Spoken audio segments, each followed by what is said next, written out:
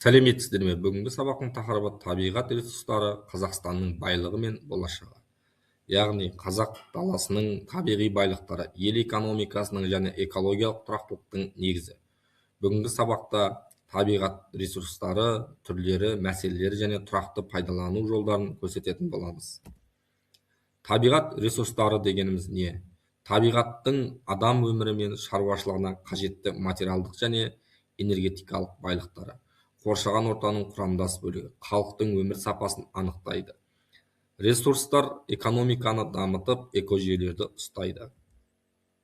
Қазақстанның табиғат ресурстарының негізгі түрлері: минералды ресурстар, су, биологиялық, энергетикалық ресурстар.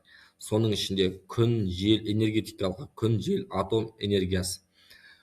Биологиялыққа ормандар, өсімдіктер, суға өзендер, көлдер, жерасты суларын жатқызамыз.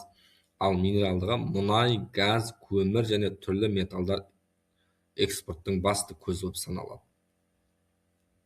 Сонымен қатар минералды ресурстардың ерекшеліктері: мұнай мен газ әлемдік деңгейлердегі ірі қорлар, экспорт маңызды рөл атқарады. Көмір қоры әлемде 7-ші орын. Бізде темір, марганец, хром секілді металдар жер бетіне жақын орналасқан, өндіру шығындарын төмендетеді. Сонымен қатар су және биологиялық ресурстарға келетін болсақ, маңызды су көздері Каспий, Іле және Ертіс ауыл шаруашылық пен өнеркәсіп үшін су базасы болып табылады. Ормандар эрозияны тежеу, климатты реттеу, ал өсімдік пен жануарлар био әртүрлілікті, яғни туристік және ғылыми ресурс болып саналады. Ресурстардың сарқылуы мен ластануына келетін болсақ, пайдалы қазбалардың шектелуі қоры тез сарқылу қаупі бар.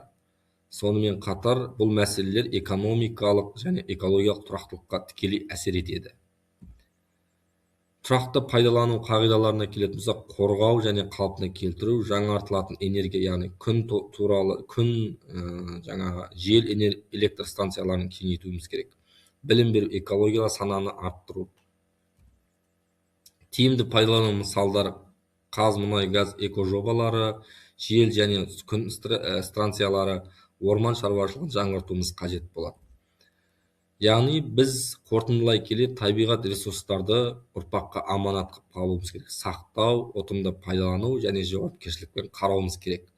Яғни бүгінгі сабақта Қазақстан табиғи байлығы болашақ ұрпаққа аманат, бірлесіп сақтауымыз керек. Бүгінгі сабақта табиғат ресурстарын нақты талдап өтетін боламыз.